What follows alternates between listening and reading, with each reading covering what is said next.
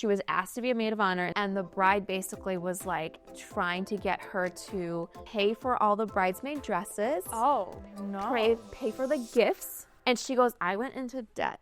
What friend allows someone to do that? Yes. Before we get started with our episode, we're going to hear from our sponsor. The absolute scariest part about starting a big project, whether it be a podcast or a business, is doing it all completely on your own. Listen, if I had a tool like Shopify when I was just getting started, that would have been a game changer. Shopify is the commerce platform behind millions of businesses around the world and 10% of all e-commerce in the United States. With Shopify, you can do so many things, like you can get started in your own design studio with hundreds of ready-to-use templates, accelerate your content creation with helpful AI tools that will write your own product descriptions, write page headlines, and even enhance your product photography.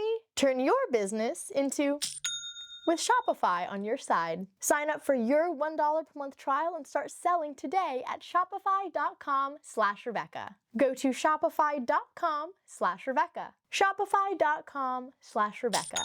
There is no easier ad than talking about a product that I actually like and actually really use. This episode is sponsored by Skims, and I'm gonna be honest, I was so hesitant at first. I don't usually talk about things like bras and I try not to do that. But the moment I received this product, it just became so obvious to me that this whole brand is all about comfort. And that I can get behind, for sure. And again, at first I was hesitant because I don't like talking about undergarments online. And let me tell you, I don't know what magic they put in the fabric, but it's so comfortable. I don't know how to emphasize. I forget it's on half the time. They come in so many different sizes, so many different colors. So if you're interested and looking for some comfort, shop Skims Fits Everybody collection, available at skims.com and in Skims stores. Available in sizes extra, extra small to 4X. And after you place your order, be sure to let them know that I sent you.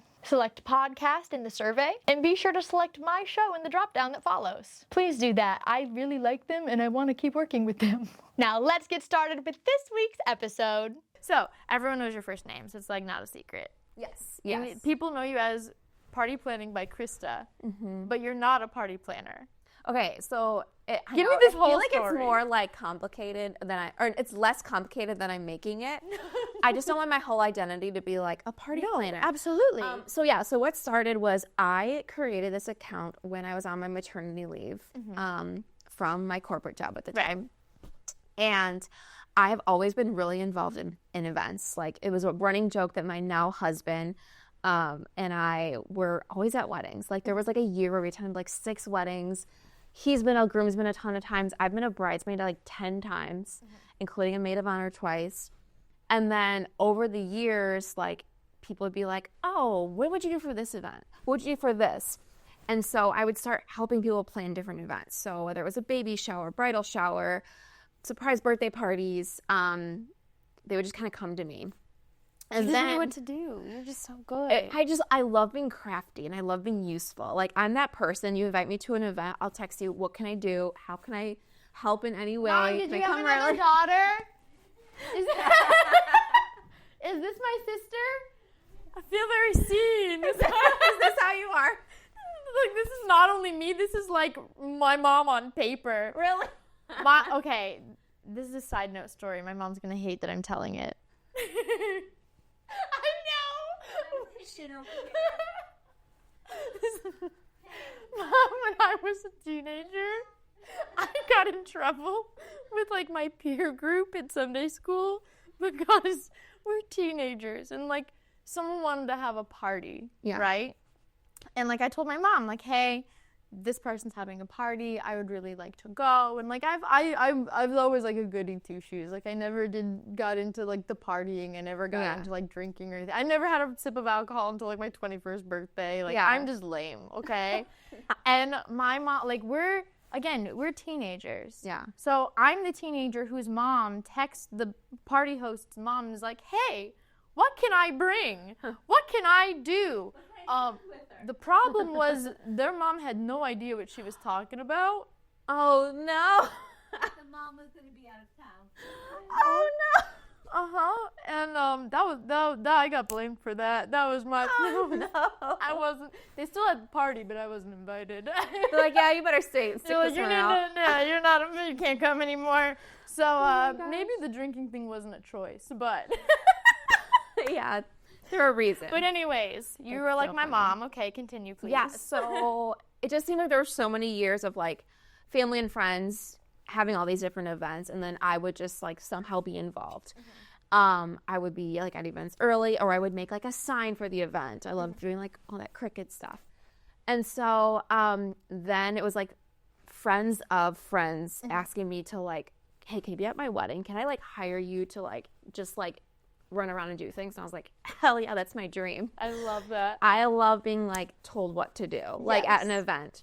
When I'm there and they're just like, I need you to run here, I'm like, yes, I'm your girl. Like, put some sneakers on me. I will get that for you. I love that. So, yeah, so it just started becoming like a really fun thing for me to do. Like, I would go to a wedding and I would just be the girl just to like, I don't know, help make their day run smoothly, like behind the scenes. And I've helped with a lot of random weddings. I've helped with, like I said, family and friends. So when it came time to like starting to make content, I wanted to share tips. I had just, gotten married like a year before that, and I essentially planned my whole wedding. And I know we'll probably get into this, but I had a day of coordinator with the venue. But I'm a very, like as we just talked You're about, a hands-on person. I'm a hands-on. I'm a type A. That's fine. I love a good Excel sheet. I should say Google sheet. I don't use Excel. Google sheet. Of course. I planned out month by month what needed to be done, how to do it, and that's why I was not a stressed bride. I literally had months where we were like, we're good. Let's hang fine out on everything. Yeah, because I remember meeting brides earlier when I was like far from being engaged, and they were so stressed. They were like, I do this, and this, and like they were like freaking out, and I was like, oh gosh, I don't want to be a bride. I'm not gonna be that stressed.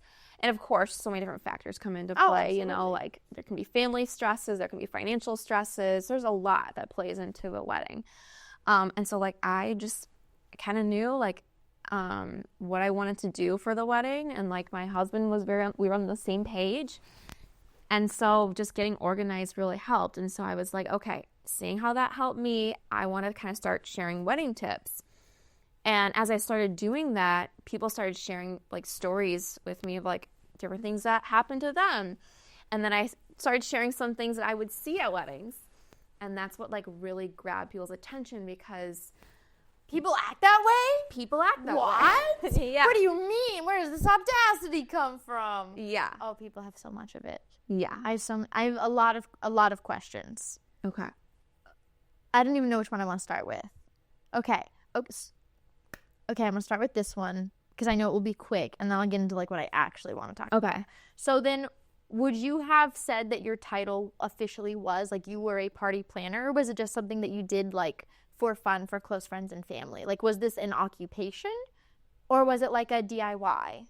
Yeah, I would say it was more a side hustle. Okay. I call it, because it was never my full income. I still worked a full-time corporate job. I was working in marketing, social media for years now. So I was it as like my creative outlet of like what I want to do. And it was like less, like sitting down at a desk with the boss, this kind of thing. It was more of like getting to work with brides every day, which was so much fun. And yeah, it was a side hustle. Like it was friends of friends, family, like kind of extended.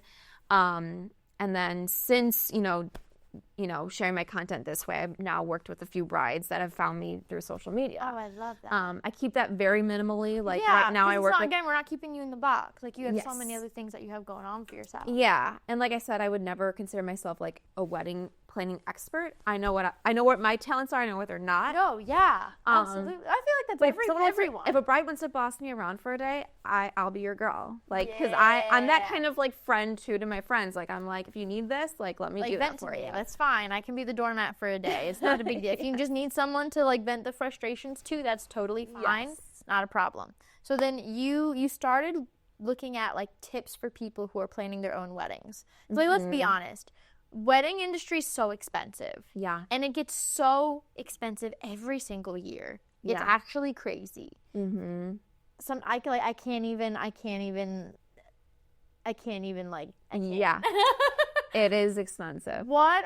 So like a wedding planner or a day of coordinator, like genuinely just aren't options for some people as the prices of these things and planning and event planning just keep going up and keep skyrocketing. So when it comes to some of like the biggest and the best and most helpful original tips that you can think of when giving to people who are trying to plan events, whether it be weddings or anything else, what are some of the most important that you have found to be the most impactful? Yeah, for like starting off.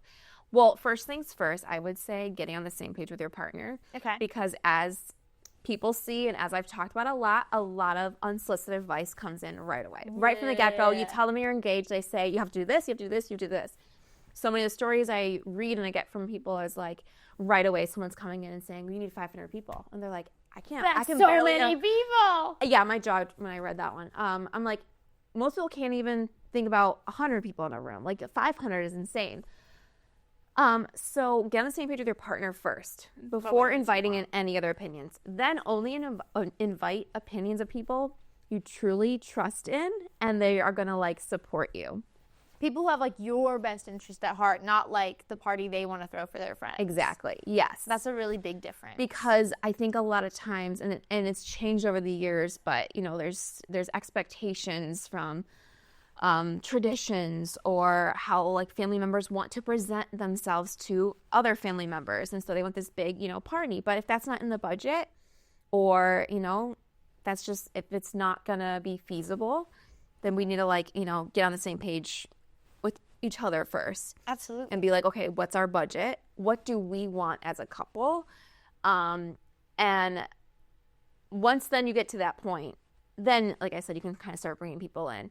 And then I think being organized is, I mean, we talked about it. I love organization, but that's, as soon as people get organized of like what I need to do when, that's when like the stress will it decreases. You might still be a little stressed, of course. Like there were definitely moments I was stressed, but knowing like, okay, this month I need to find a venue. This month I need to find my dress.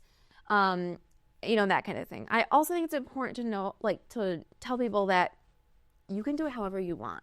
There's so many people that are like stuck to like, well, my mom did it this way, or my older sister did it this way, or my mother-in-law did it this way. But like, you can elope just the two of you and just have a party. You can have 20 people if you want. You can have a big party. If you want the big party, do the big party. But just check your budget. Make sure it's going to fit. Don't go bankrupt for a wedding, because I've heard stories like that too. Gosh. I've heard of people going to debt being in a wedding, like a wedding party. So just be mindful. I think being mindful of that is really good. Something that like, because I was married, I'm now in the middle of getting divorced, but something that I learned that I think so many people spend so much money on for their weddings that just there's no reason to. And you might have a different opinion on this, is wedding favors. No one really uses or keeps them anymore. Most of the time they even just get left behind completely because people don't know to take them. And you can have as many signs as you want saying like, take the bubbles or take the whatever, and people just, if people aren't going to pay attention to the signs that say please keep your phones out of the aisles during the ceremony, they're not going to pay attention to your please take home the bubbles sign. Like it's just not it's not going to happen. And I've seen people spend thousands of dollars on the most intricate favors that I'm so sorry, but people are not going to keep the coasters with your initials on them forever. That's just not realistic. People are not going to keep the little figurines that has you and your partner's faces on them or your last name on them. Like that, they're not going, that's just not realistic. In the slightest bit, I've never understood why people push so hard for those anymore, but like No, I feel like if you talk to most wedding planners, they will say that's the biggest waste of money. Seriously. Yeah, because I was just talking to another uncle about that, and it's funny because like going into our wedding, I was like, I knew that. I still got favors, but let me tell you what I got. Okay, and you can tell me if it's dumb. Okay. We did decks of cards. Ooh. But our names were only on outside case sticker, so the actual cards don't have. They were just like No, I like that. and it was not a bad price, but like that I was like, okay, that like we like love games, like my husband. Yeah. And so like for us that like made sense. Like a deck of cards is something that can be used, and it's not. I feel like people want decks of cards. I don't know. I might be like just like trying to that's sell fine. it.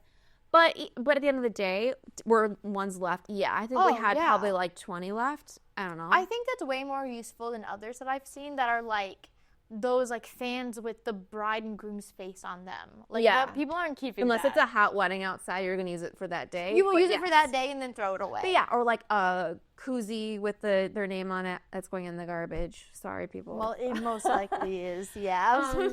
Yeah, anything with people's initials on it. We're gonna take a quick break and hear from our sponsor. The absolute scariest part about starting a big project, whether it be a podcast or a business, is doing it all completely on your own. It's so daunting and intimidating. Like, where do I start? Listen, if I had a tool like Shopify when I was just getting started, that would have been a game changer. Shopify is the commerce platform behind millions of businesses around the world and 10% of all e-commerce in the United States. With Shopify, you can do so many things, like you can get started in your own design studio with hundreds of ready-to-use templates, accelerate your content creation with helpful AI tools that will write your own product descriptions, write page headlines, and even enhance your product photography.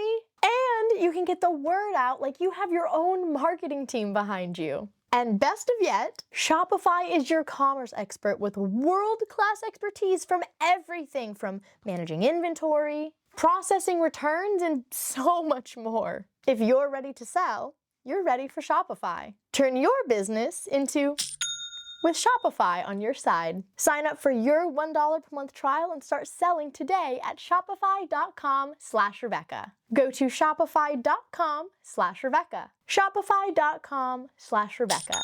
Okay, I'm gonna be so honest with you guys. There is no easier ad than talking about a product that I actually like and actually really use. And I think it even is obvious to the audience because you can hear the customer service voice goes off and I just kind of talk to you guys. This episode is sponsored by Skims, and I'm gonna be honest, I was so hesitant at first. I've never tried them before, and I also am very careful to keep everything very brand friendly, and I don't usually talk about things like bras and like I try not to do that. But the moment I received this product, it just became so obvious to me that this whole brand is all about comfort. And that I can get behind for sure. So this might be a little TMI, but I'm even so nervous saying it because I don't usually talk about this stuff. Y'all can tell from the content that I put out and like what I wear all the time, I'm all about comfort, okay? I hate bras.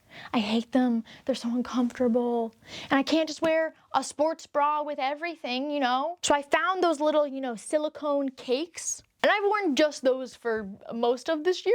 But the issue is they stick to you with your body heat. And when I get cold, I get cold. So especially in the winter, unless you're wearing something that's skin tight, they don't really stay, which is annoying. And then Skims reached out and asked if we wanted to collaborate. And again, at first I was hesitant because I don't like talking about undergarments online. And they shipped the product, and as soon as I looked at it, I thought, how is this little thing gonna fit on me? And let me tell you, this is the first time in I don't know how long that I've actually worn a bra every day for a week. I don't know what magic they put in the fabric, but it's so comfortable. It's so comfortable. I don't know how to emphasize. I forget it's on half the time.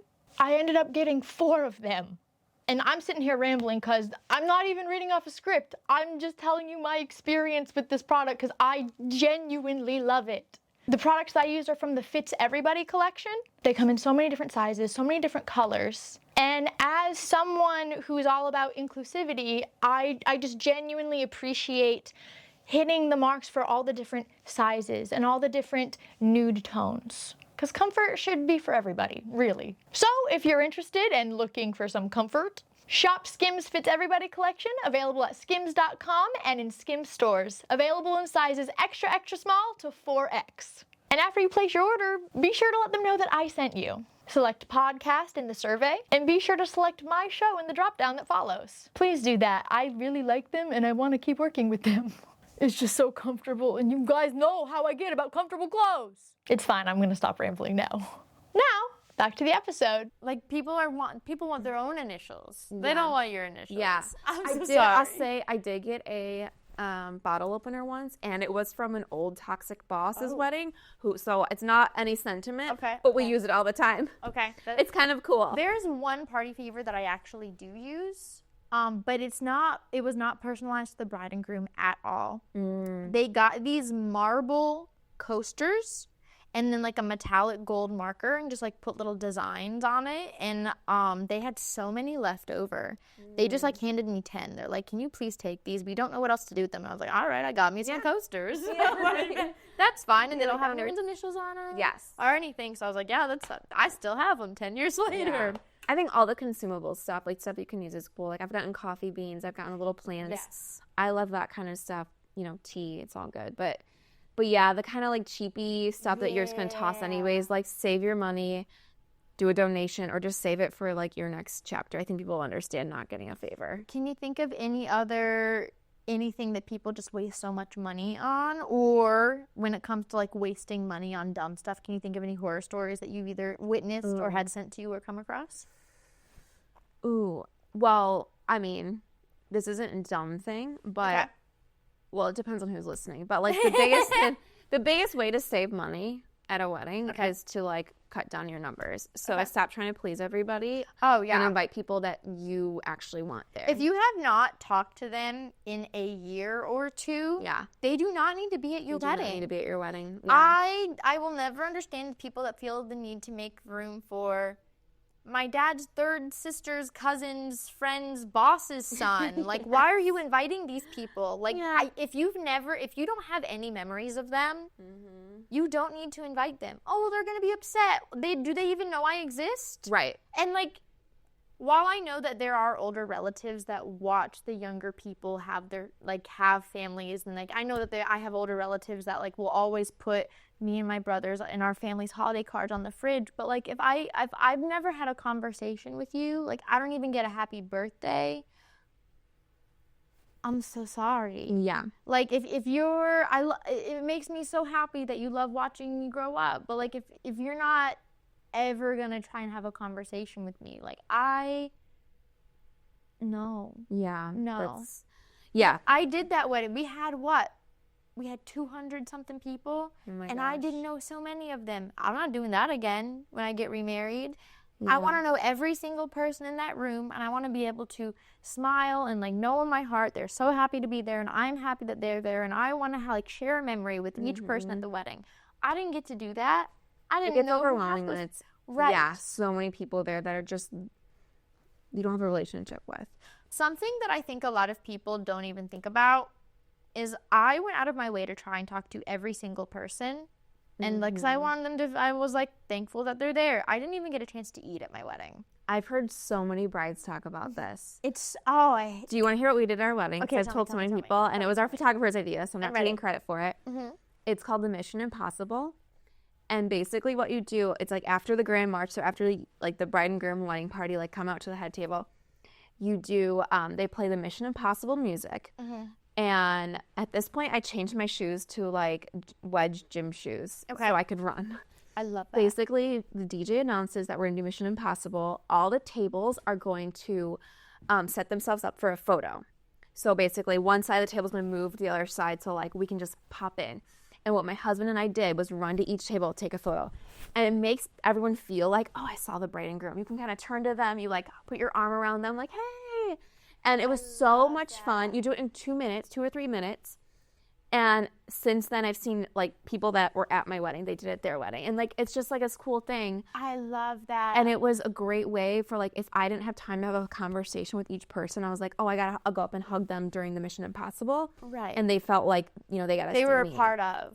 Yeah. I like that. Because it's hard when there's so many people, and like, especially if you're like a people pleaser or like you're just that on top. Yeah.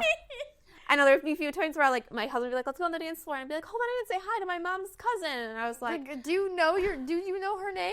Like, without asking your mother? Right. Luckily, I did know every name there, but yeah, it was that's one thing I like tell a lot of people. But I love that. I thought of something else that comes with a story. That I'm not going to say it's dumb. I'm going to say that I feel like, especially after hearing the story, people to put way too much weight on is crazy elaborate cake toppers.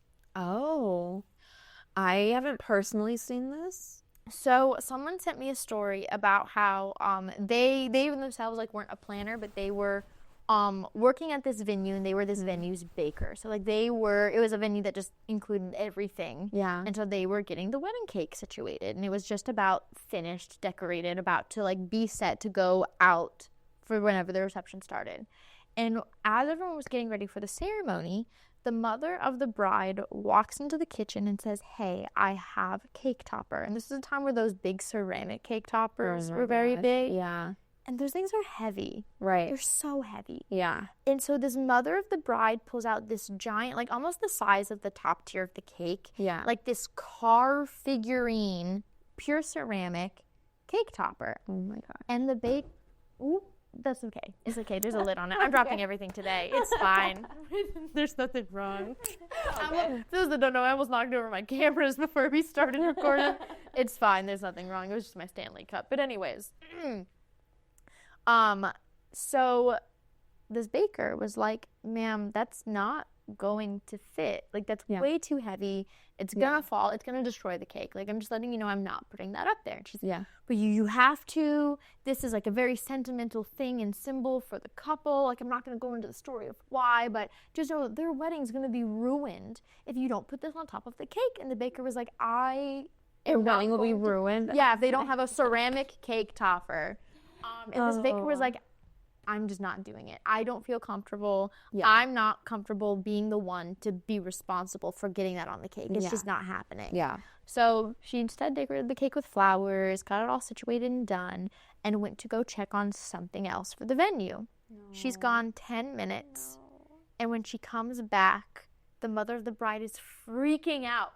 Because the cake just fell for no reason, and it's just all over the floor, and I don't know what happened, and I don't know what you did wrong. No. Went to go look at the cameras, and the mother of the bride put the cake topper on, and within like 10 seconds, the entire thing collapsed. Mm-hmm. Oh my gosh, no. Mm-hmm. So now it's really ruined because there's no cake topper. I love when people can't listen to like the expert in the field about let's not do that. I mean, it's not like we can trust teachers to choose a book for their classroom. We can't trust a baker to know how much weight a cake can hold. People with entitlement have entitlement because they think they're better in any profession, Of course. Don't you know that people who don't have degrees in a subject know way more than people who do. Because one time they Googled something and might have kind of glanced at what the Google AI said. So they know everything. Oh, yeah.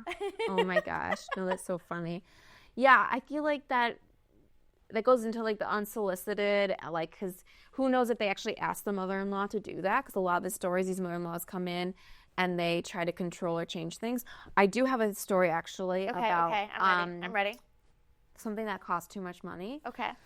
And I did make a skit about this a while back. That's okay. And it's like a distant person I know, I should say. When they were engaged, the mother-in-law was like, you need these invitations. And they were like, I want to say like $3,000 or $4,000.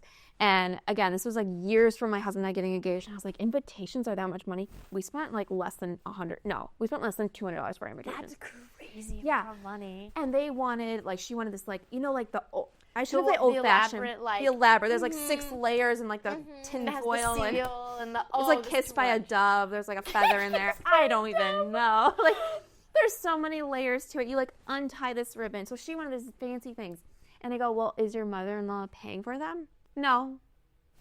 Why does she need them? And this was like a constant like battle with them. Like she has to have these invitations. I'm like, if she's not helping. And even if she were helping, like, you guys need to be on the same page here. Like, you do not need an expensive invitation. Mm-mm. I get you want it to look nice, but like I said, like, I got mine from, like, Zazzle. Shout out Zazzle. Yeah. It's not sponsored, but I love Zazzle.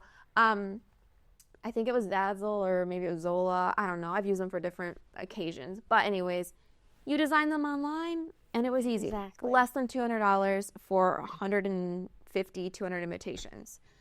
So you don't need those elaborate. No one's going to keep your invitation. No. After the date, they're tossing them. Exactly. Like, literally, before. I know so many people. I've actually met people who have said, I need elaborate invitations because we want to keep some for decorations for our house. It's only been a couple years. Do they still decorate their house with the invitation? No, because you move on. Yeah. You move on. Your life moves on. Like, after a couple years, it's no longer a new exciting thing. Like, you're married, you're established, you have a family. Many will have kids. Like, Yeah. I don't know. I can't think of the words I'm looking for right now. But you know what? Like, you will move on very quickly. Yes. Don't spend the money on that. I thought of something else that someone sent me. No. And it's like a waste of money, but not a waste of money. Like, there's no reason that this amount of money should have been spent on this. Yeah. But I was sent a story of a couple who they got engaged. Everyone's initially so excited, yada, yada, yada. And, the first step is to pick a date. Mm-hmm. And so they looked at a bunch of weekends, and they originally settled on the next year's Memorial Day because they said, it's a long weekend.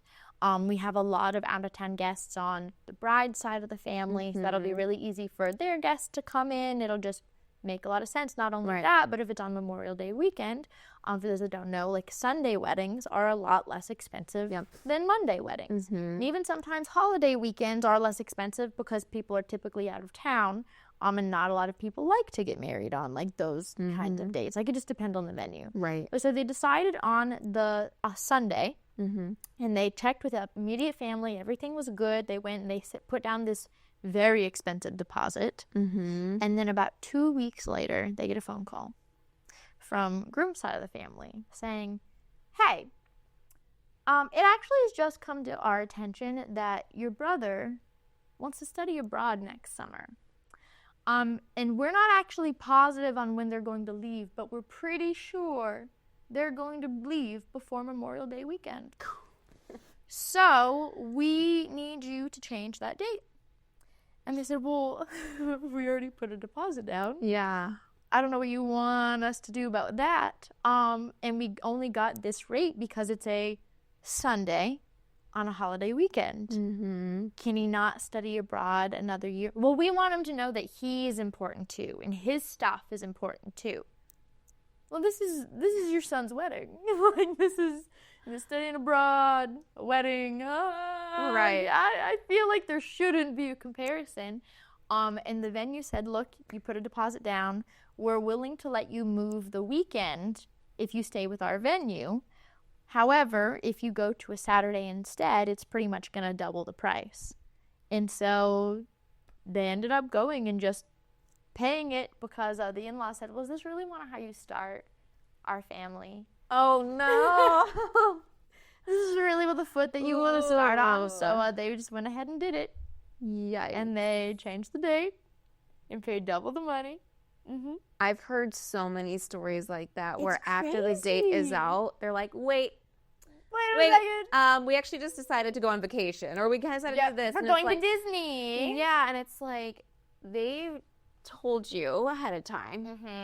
So you're showing them that it's not as important. It's crazy. Or like,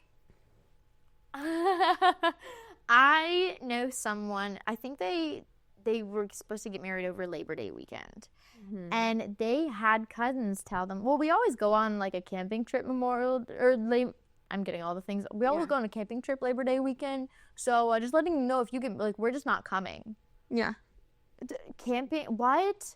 I've never understood that. Like, I understand that your wedding is not everyone else's first priority. Right. But that's just weird to me when people are so nonchalant about other people's milestones. Yeah. That it's like, oh, well, we typically go camping. Okay, you can't go camping another time. Right. Or like maybe just not this year. Like, that's just, for me, that shows where you lie in someone's priorities. Yes. Personally. Yeah, I just read a story about daughter who lived out of state, out of the state from her mom, stepdad, and stepsister or half sister, and basically told the mom like, hey, this is our wedding date. It's going to be just a really small wedding. I would love for you guys to be there. And the mom was basically like, well, your stepdad has a fishing trip that weekend, so we can't come. And your sister is going to be in a play. Your sister's going to be Literally, in a we're play. talking like a year. It was like 6 months down the line. And she was like, oh. And she's like, and then she said the mom ended up coming by herself and the whole time talked about how rude it was because the sister couldn't be there. And I'm like, I don't know. Like when I was like reacting to it, I was like, our weddings, our plays like booked that far in advance. I don't know. Like maybe it was a year-round school. Maybe it was in another country. But I'm just like, the fact that this girl wrote it bothered her. So she kind of probably knew the ins and outs. I don't know. But I'm just like in a yearly fishing trip that he couldn't move, I guess. I don't know. So for the play thing, do you know how old the sister was? High school. High school plays are usually set way in advance, but I'm like, to me, I understand that it's a once a year kind of thing. But to me, unless she's like the lead her senior year. Right. Even then, I would say like, this is your sister's wedding. Right. What do you mean? Yeah. No. And it would have been like if it wasn't a year-round school, it would have been the following year too. So that's why I'm just like, this is wait. Did she get married in the spring or the fall? The wedding, I think, was the following fall, and she's telling her mom like earlier that year. I never did theater, so I don't know. I didn't either. I don't know. That feels like I don't. Yeah. That's just so unfortunate. Holy moly! And like the dad, just shame on him. Yeah. And like I understand some people love their fishing trips. This is your daughter's wedding. Yeah. I hate that. Yeah. If my brother, like I've done so many bad apple stories where it's like my brother didn't come to my wedding. If my brother doesn't come to my next one, I'm gonna kidnap him and sit him down in the front row. Like, what do? You were late, bud. Here you go. You're here now. Like, see, I'm very like, if I have to convince someone, then they already don't need to come. Yeah. No, absolutely. Yeah. Literally. Like, I feel like, I don't know, like maybe it's like the older I've gotten to, it's just like, if I have to convince someone to like hang out with me or like do something, then I'm like, yeah. Yes. Good. It took me a long time to get to that point in my life, but I'm 100% there now. Someone actually sent me a story from a bad apple video. So like I told the story on a different long form thing before, but that's okay. It's fine. Yeah. This girl's, who she thought was her best friend since elementary school, got married. And she was so excited. And her best friend was like, hey, I know you are really good at the party planning stuff. You're just so type A. Like, you're just great at this stuff. Will you help me with some things? And of course, we've been talking since we were kids about being in each other's weddings and helping with each other's weddings. I would love to be a part of this with you. Yeah. And it was really weird how dodgy the friend was getting when it came to bridal party things. But eventually she was like, hey, we really need to start like figuring out bridal party dresses and flower girl dresses and getting those ordered. And she's like, oh, well, we kind of got them situated already. And she kind of froze and she's like, what do you mean? And it turns out that this girl was not even in the bridal party. And it's not even like it was just like her sisters or anything. It was some sisters, it was some friends she just met a year or so ago. And again, they'd been friends for over a decade. Yeah. So she said, oh, I thought we were at the level of friends where like I was going to be in your wedding. She said, oh, well, we are best friends. I just wanted to keep it small. And the girl said, well, okay, but I just don't feel right like doing bridal party work and bridesmaids work, helping you plan with all this stuff. If I'm not close enough to be in your wedding, I don't feel like I'm close enough to help you with all these things. Yeah. So then you're a bad friend. You don't want to help me. We've been talking about us helping each other since we were kids. You don't want to help me with this stuff. And just exiled from, not even invited to the wedding at that point. Just a bad friend you don't want to be a part of. You're done. Oh my gosh. I No. said, honey, she's not your friend. She's not your friend. She was never planning for you to be her friend. It's funny you bring that up because I was thinking about on the way here, like, just, like random thoughts from like years ago pop into your head. I had a friend, we're talking like 10 years ago now, probably like college age. I had a friend that, in my mind, I was like, we are each other's best friends. Like, we did everything for each other. We were like always there. But when push came to shove, when I realized like I would actually need her for something, fall off the face of the earth, she was so busy. She had so much going on. But like if she needed something, I would drive like across town at midnight for her. I would be up all night if she was going through something. I can tell you countless times. And then I feel like you're calling me out right now. Calling you out? Are you? No, I'm you. I'm you. Yeah. I feel so seen. So I'm trying to what whose shower it was. My sister's baby shower. Mm-hmm. I had asked this friend, like, she's pretty good with the camera. She was not a professional photographer, but she had been brought into my family for so many things, and I hers. And I was like, would you want to take photos at it? And because she was trying to build her portfolio. And she's like, yeah, I'd love to. The night before, I can't come. Or no, she just stopped responding. And that was kind of like the nail in the coffin of our relationship because I was quickly able to see. Because if that to people listening is like, oh, that doesn't sound that bad. That was like, there have been so many things over the years that was finally like, wait. I stayed up till 4 a.m. helping you plan your daughter's first birthday.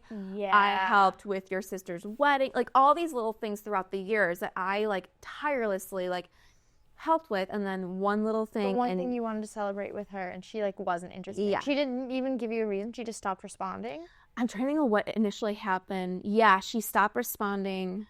I think my sister reached out to her and was like saying how disappointed she was because of like me being a good friend to her. And and then it was like a friend breakup, literally. I remember like calling my then boyfriend, now husband, but called him like crying, and I was just like blank and I like this happened, like it was really was like a breakup.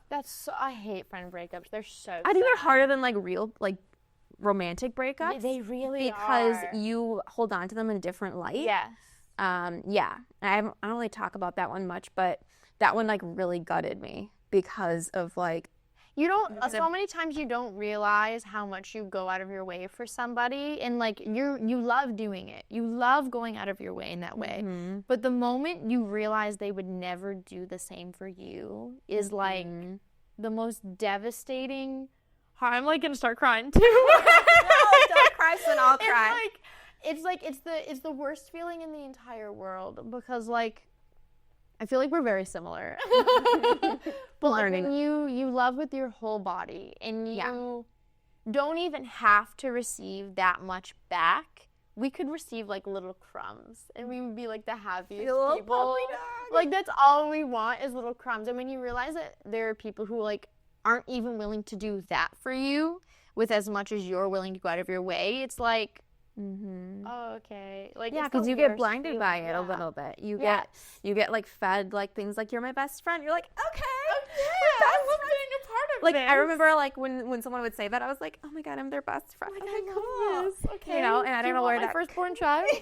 Like I don't know where that comes from, like trauma or no. Yeah, trauma.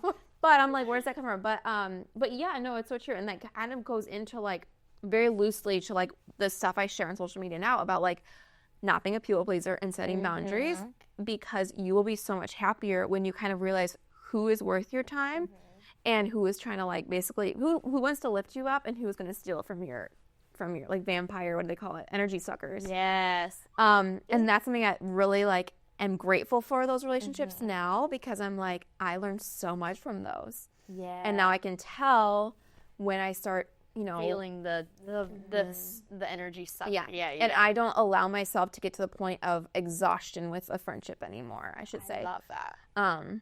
And of course that changes with priorities too as I get older. I'm a mom, also I'm a wife, and I have a full-time job.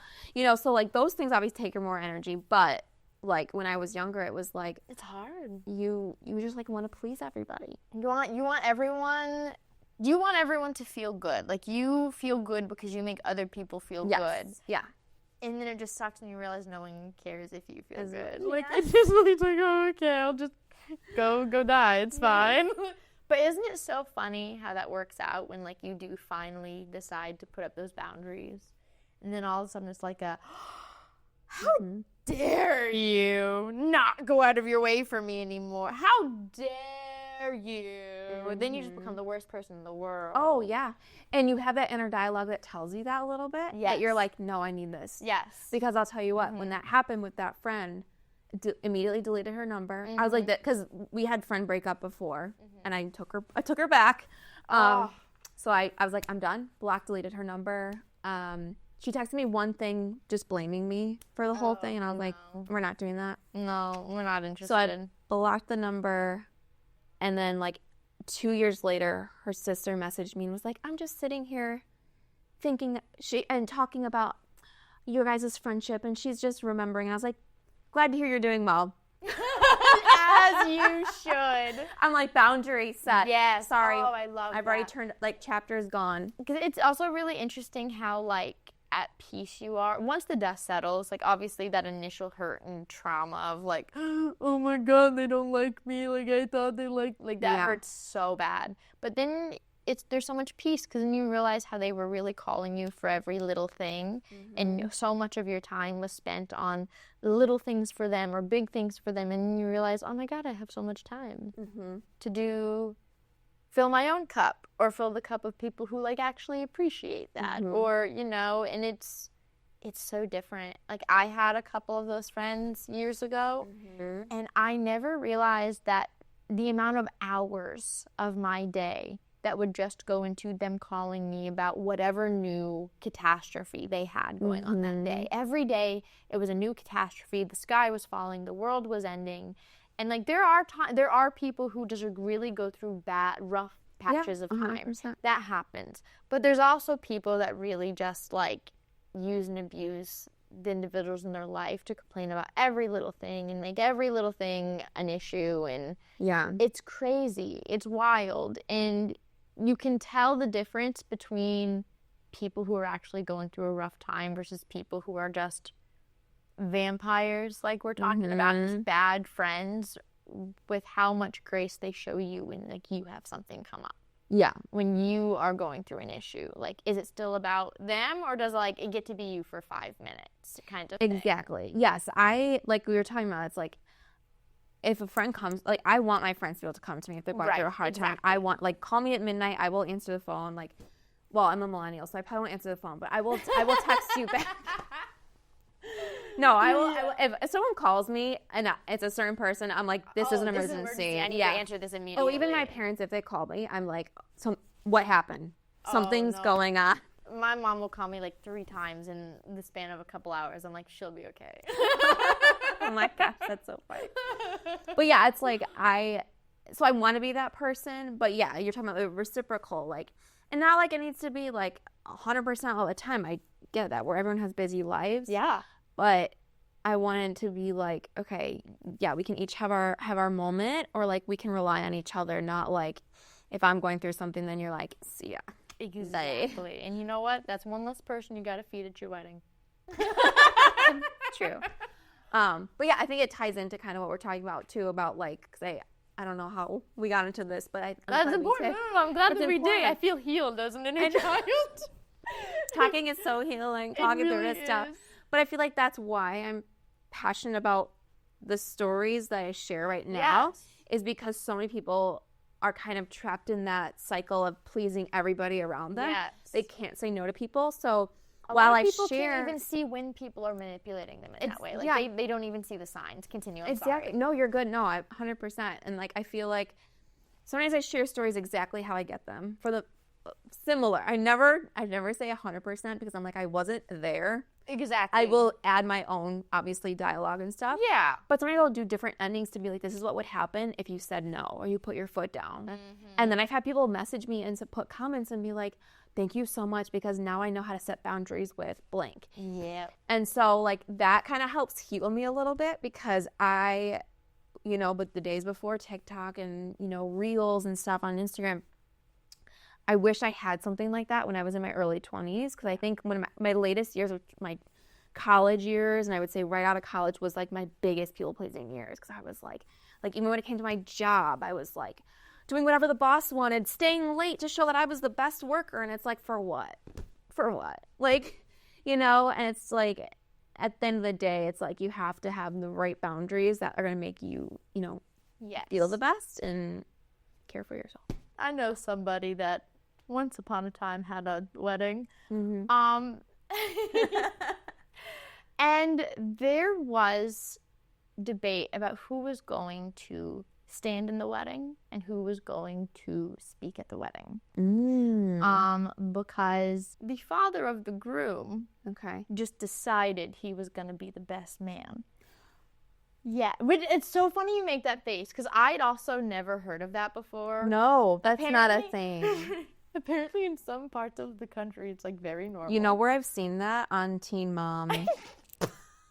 Sorry. Ryan and Macy. Like, there are some places where apparently that is a thing. I had never heard of it before. But it was decided, and it was also decided by the couple that's not going to happen. And it was also decided that this father of the groom is also not going to speak at the wedding because he says inappropriate things. Oh, yep. Boundaries, yep. And then all of a sudden, like a month before the wedding, all of a sudden, groom goes to bride. Oh, he really wants to be the best man, and I don't really care, but we'll put the boundary of he can't speak. Is that okay? He's not making a speech. Was there another best man? It was going to be another family member, like a cousin or something, I think. I I don't know. I wasn't there. Yeah, wouldn't that be already set, though? He just wanted to, like, push out of the way? They didn't care. Anyways. Oh, gosh. He'll stand up there. He's not going to say a word. He agreed with you. He doesn't say appropriate things. He's not going to speak at the wedding. Morning of the wedding. Bride is getting her hair and makeup done when she gets a text from the groom saying, hey, my dad wrote the best speech. The greatest. It's so good. I've read it. I promise. No. There's nothing inappropriate in here. And it causes like a full-on fight the morning of the wedding over text. Trust me. I read it. It's great. Okay. Because you're put in a position, the bride's put in a position that, like, especially, this is manipulation. Because the bride is getting her hair and makeup done. She's excited for the day. She's like, you know what? I don't want to start drama. Because that's, women are trained, if they have a boundary, they're drama. He didn't read speech. He winged it? Or mung it? No. It was written down. But a different one. No, groom just didn't read it. He said he read it. He didn't read it. Oh, the groom didn't read it. Hey, guys, you remember that time they broke up in college? We were all so sad. Was one example. No. Bride's mother texted her during the speech, stop clenching your fork.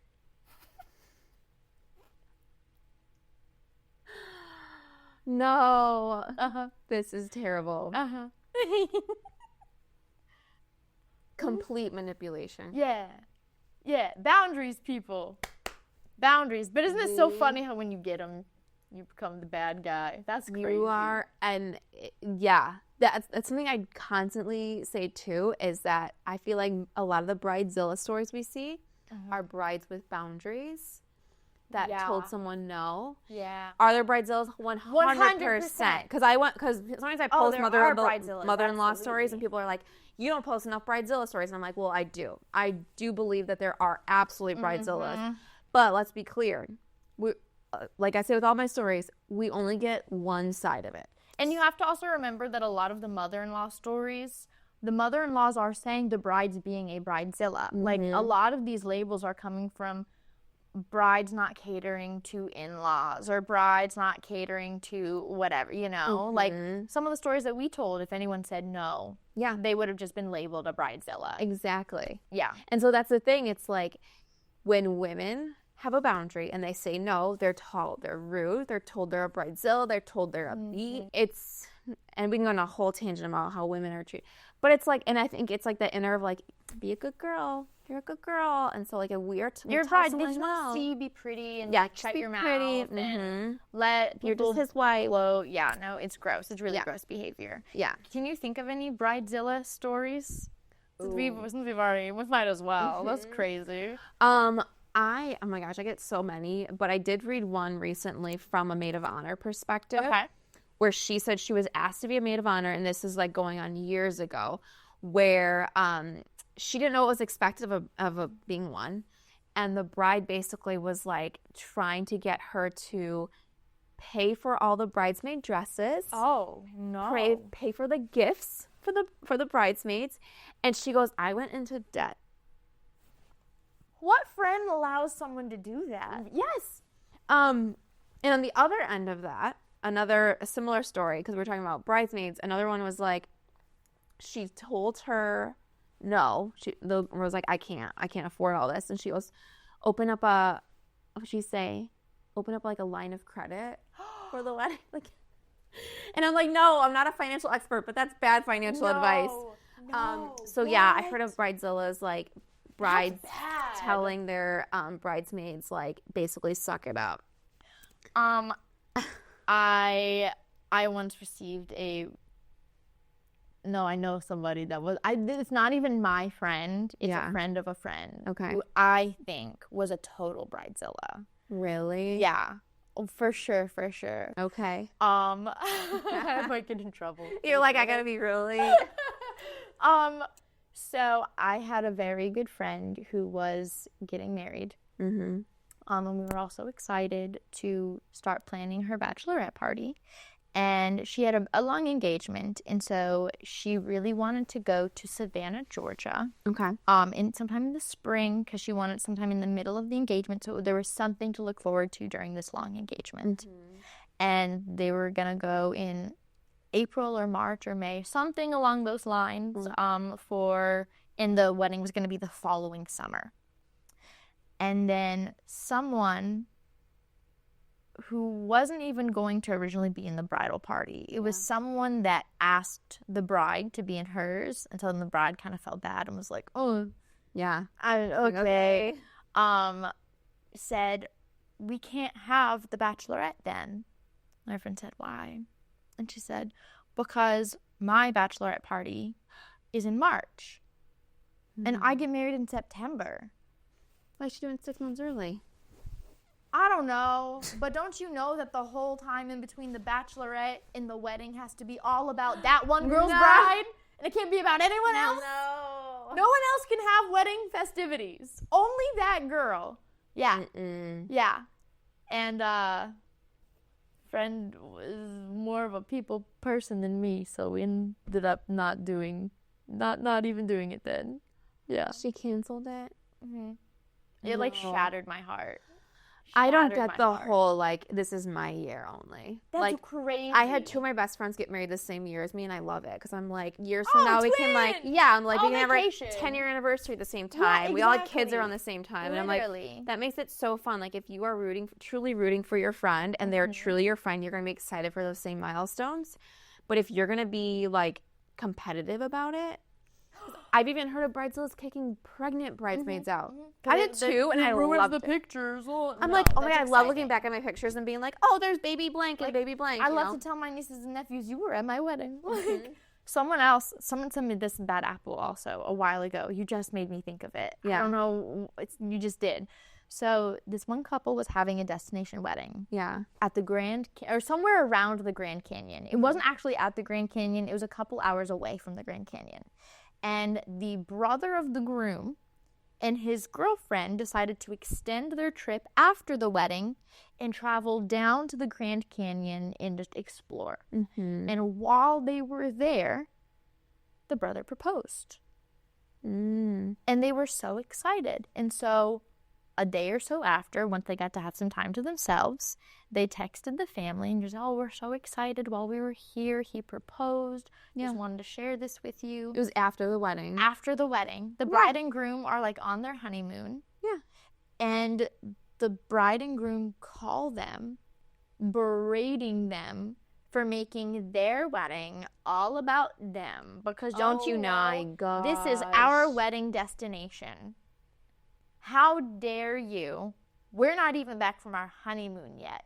No one's still talking about you while you're on your honeymoon, first of you're all. done. Like, everyone's excited the week of the wedding, and then you get married, and then everyone's on to the next wedding. Yeah. Like, you're not living rent-free in everyone else's head for the rest of their lives. Right. It doesn't work that way. But they berated these people, like, they demanded an apology for taking their destination. It wasn't even at the Grand Canyon. It was hours away. Yeah. The week after they got married. Like, oh, that's so gross. Yeah.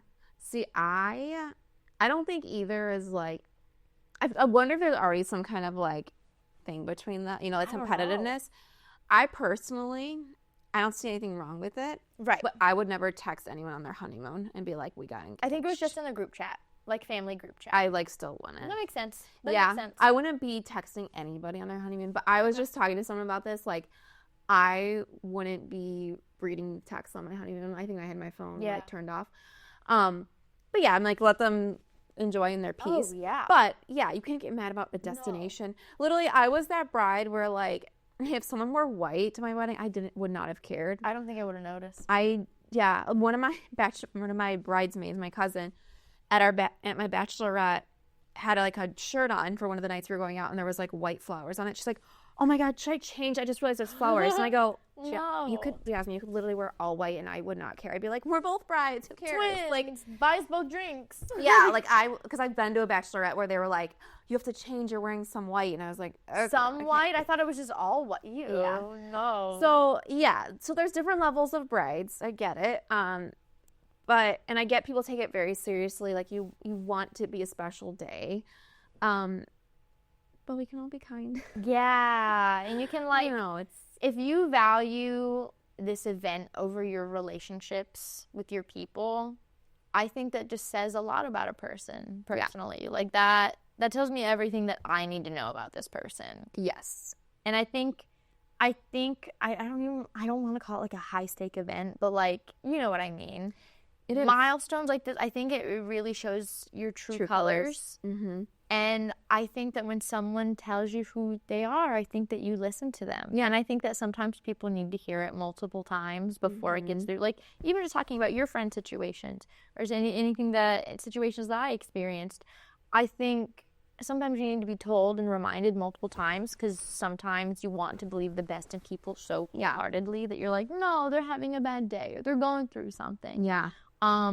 But when someone shows you who they are, I think believing them is like the best thing for your inner peace. It's such good advice, because I say too, like, I still feel young, but like I didn't get married in my like early 20s, and I feel like I would have had a completely different group of bridesmaids or people at my wedding.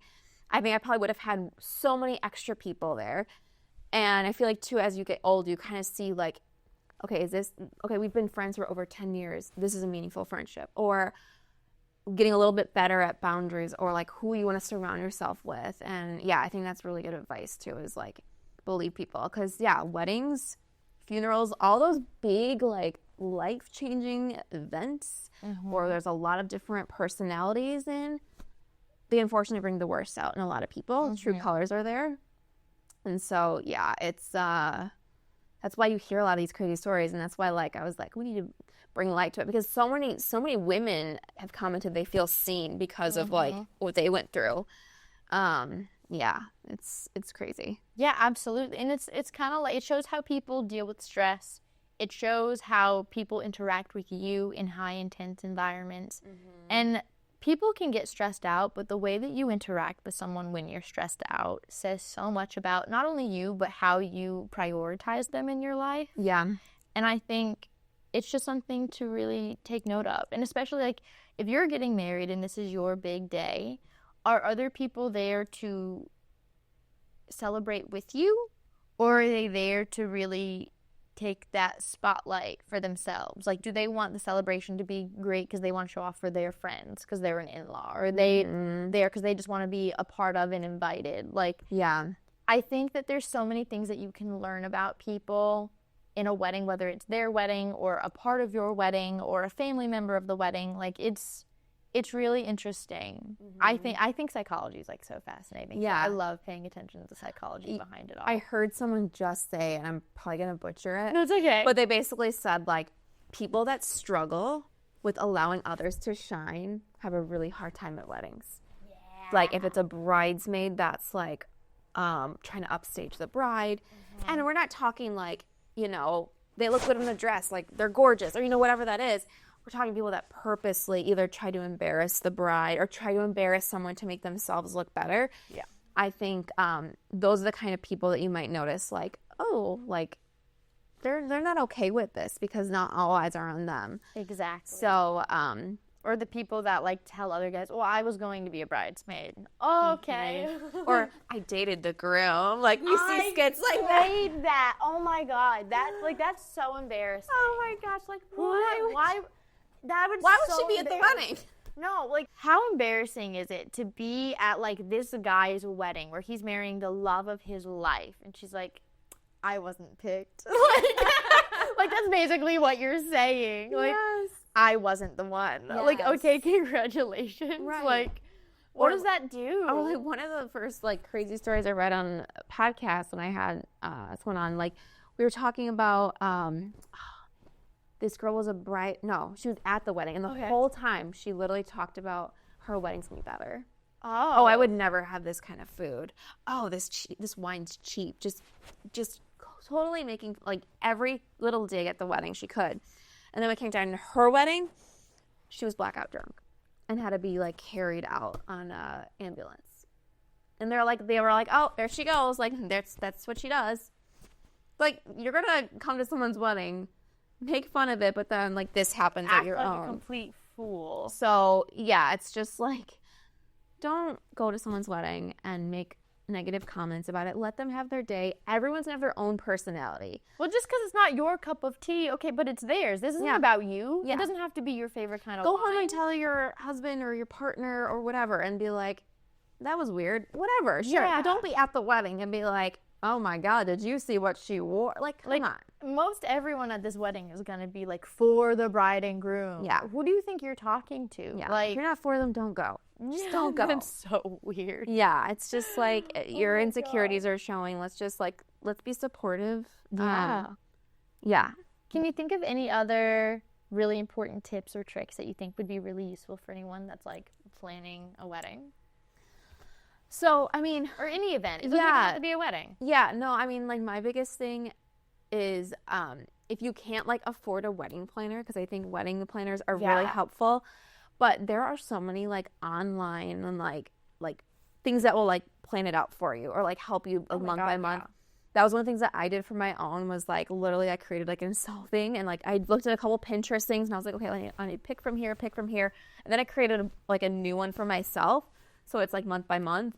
And then the following year I was a matron of honor when I was like 7 months pregnant, and so I like did the same thing for her wedding, and I was like, here you go, like that's to keep it organized. So just like laying everything out, getting on the same page with your partner, and just like really enjoying your engagement and celebrating with your partner, because that's what it's about. Yeah, that's the whole point. And I think we get so caught up in like the big flashy lights and I want my wedding to be better than theirs, and it's like you lose so much. And I feel like if you make it more about pleasing everybody else or comparing yourself to everybody else, you're gonna look back and not like your wedding as much. Exactly. I feel like the biggest regret comes from people that either took unsolicited advice or they just like let someone else plan completely without putting their own 2 cents in. I vividly remember thinking, like, we had such a big wedding, and in all reality, like a lot of the how big my wedding was about what other people wanted, like for sure. I know that, and I just remember thinking, like, what was the point of all that? Like, it was big for what? Yeah. You know what I mean? And like, I already know that whenever I get remarried, I just want something simple. Like, I don't want the point of why we're there to get hidden in the big fancy elaborateness of it all. Like, I just want, you know what I mean? Oh, for sure. I mean, like I said before, like getting married, like, so I got married at 31. I don't even know. I got married some years in my 30s. As opposed to like early 20s would have been completely different. Like there were so many things when I was in my 20s looking at weddings. I was like, I would never do that, and then I ended up doing it. So like I'll tell you one, like I always thought I would do like a plated fancy dinner. I was like, I always liked the fancier venues with the dinner. And then when we got to it, we got married in it was an old mattress factory, which they host weddings. Love. But it's very like vintagey. It's more, not vintage, that was the wrong word, rustic. Okay. There's a word that's escaping my mind, but Okay. it's that kind of like vibe.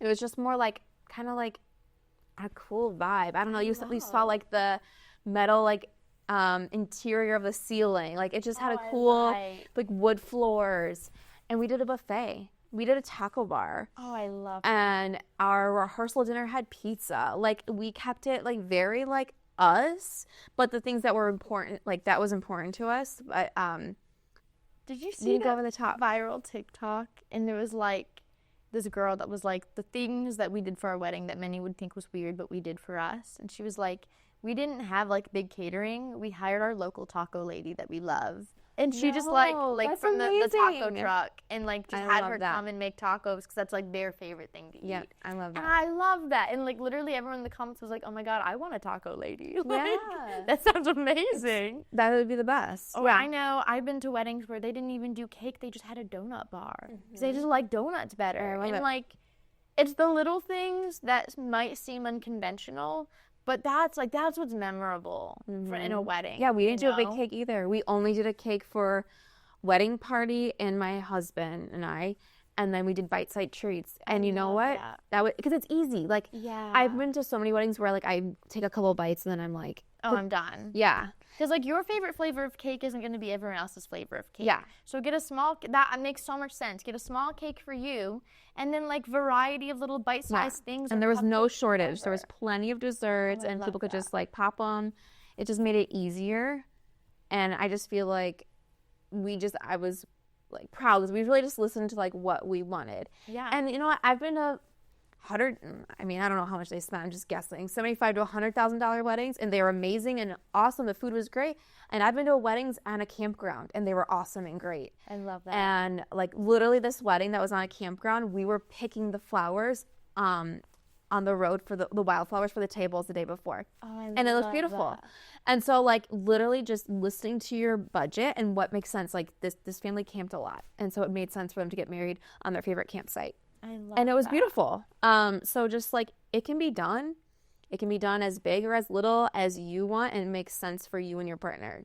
Get rid of the noise first. Yes. Because it's so easy to like be swayed. Yes. Yeah. And if there's any amenities in a wedding that if you're going to splurge on, the two that I always hear whenever someone talks about wedding, my dad always says this, the two things that people remember from a wedding is going to be the food and the DJ.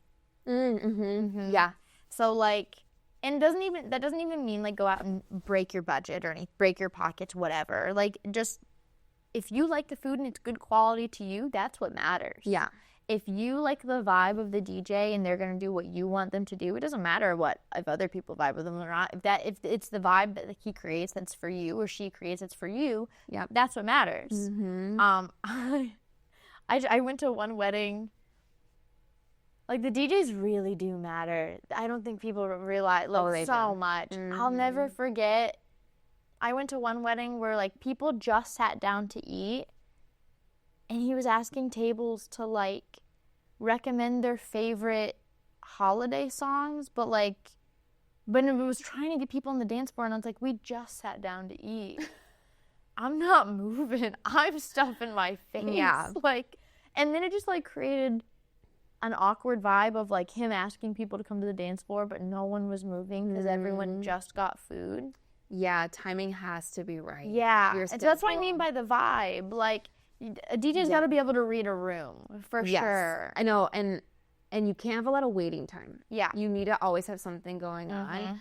Like if there's waiting time, have your bar open, have like some bites to eat, or have music going, have like a string quartet, whatever that looks budget wise.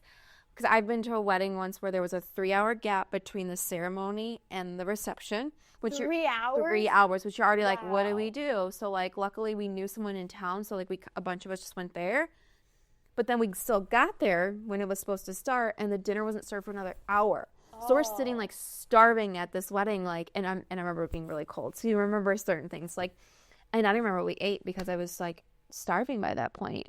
And I was just like, I just want to get home. I'm cold. I wasn't at this wedding, but someone told me about this wedding. They were in a wedding where the venue was 2 stories. Okay. And I hate that these are their words, not mine. Yeah. But, you know, basically the seating wise, Yeah. people who the bride and groom deemed like close family and friends was on the bottom floor, and overflow was in the 2nd story. No. But they didn't book enough food. No. So people are just there people sitting. in overflow, a lot of them didn't even receive food at this wedding, and the bride and groom had no idea. I don't know what happened. I don't know why there wasn't food. I just know that they tried to keep it from the bride, that people who were sitting upstairs, most of them just didn't eat anything. That's terrible. See, I'm so anti-overflow weddings. This is where I'm not a wedding planner comes in, because I'm not affiliated with any. I also don't like having an A, B, or C list. Yeah, no, I don't like that. I know friends that did it. I know a lot of brides that do it, and no hate. Like, it works for some people, and I'm sure a lot of wedding planners and event planners will say, "Do it, please." But for me, if I'm inviting you to my wedding, you're all part of A. Like, obviously, yeah, like close family and immediate family, you're priority above everybody in wedding party. But I'm not gonna have a C list. What? That feels rude. And then people are like, oh yeah, when people say no, then you invite out C's, and I'm like, what? No, if you were gonna invite them, like, don't invite them. I know. Like, my husband and I went to a wedding 2 years ago, maybe, and we were like, I think we were a part of the C list. We were so excited to go, but I was like, I think we got a last minute, because when we got invited, we were like, we had just had our baby. Like, she was only like 6 months old, and this was like our first night out. So we're like, let's go, because they even tell him where his parents live. So we're like, you know what? It's like the universe saying, like, it's gonna be convenient. Just do it. Get a night out. And we were like, this was only like a month away or 2 months away, and I was like, oh, we were squeezed in. We were on the C list. We were on the C list. So then I was like, whatever. We had fun. It was with good friends that were also at the wedding. But yeah, you kind of. The overflow rooms, because I've heard about that. I've heard, like, oh, we'll put them on the screen. No. Why would you want to put on the screen who's not in the main room? That's so embarrassing. I've heard of, like, really ones where they ask, like, women to go watch the kids in the other room. What? I read a story where she said there was already, like, issues with the sister-in-law that was marrying. They were marrying brothers, basically. Mm-hmm. They were both engaged at the same time. All these issues leading up to the wedding, and then the day of the wedding, they're like, we need your help in the daycare. They didn't even have a seat for her. And they had her watch the kids in the daycare because she was not married. The sister. Yeah. Wow. Yeah. Oh my God, I would have run. Did she run? That's where the story ended.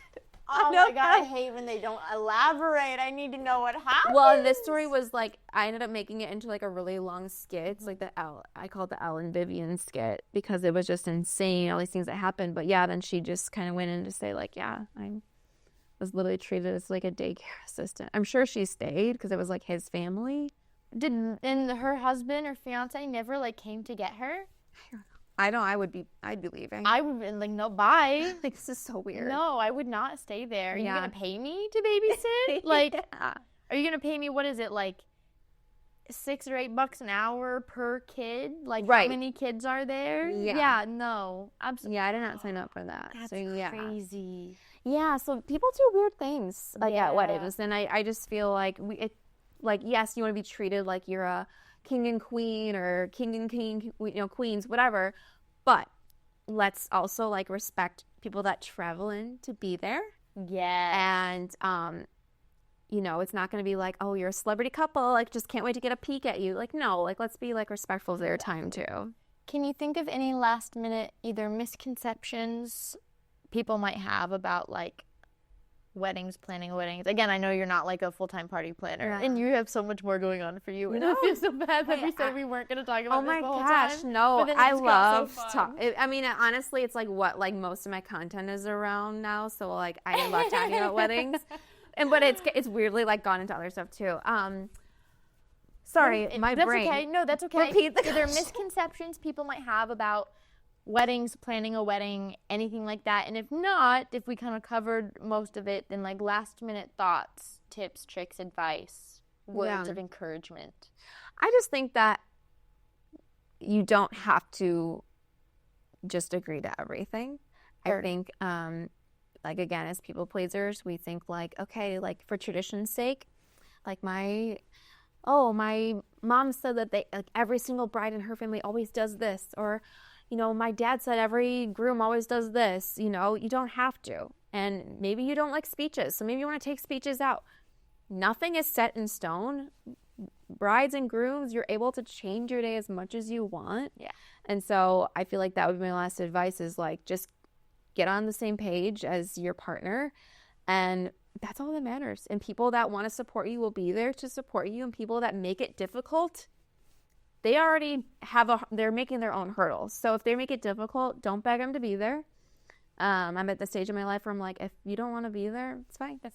You've already showed me. Like, if you're going to make your own hurdle, then you can look at pictures later if you want. I don't know. Literally, like actually. Yeah. I love that. Yeah. So That's what I would say. I love that. Well, thanks so much for hanging out with me today. of course, this was fun. This was I so kind of much forgot fun. we were recording, and so yes, I love when that happens. 'Cause Sometimes my ADHD was like, wait, check to make sure the cameras are still on. I'm like, oh, okay. And it's like, oh, okay, we're good.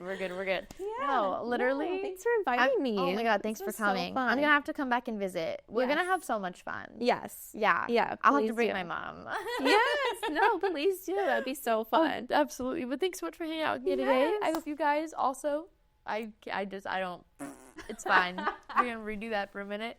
Thank you guys for hanging out with us today too. I hope you have a great day, and I hope to see you all next week. Bye, my lovelies. Bye.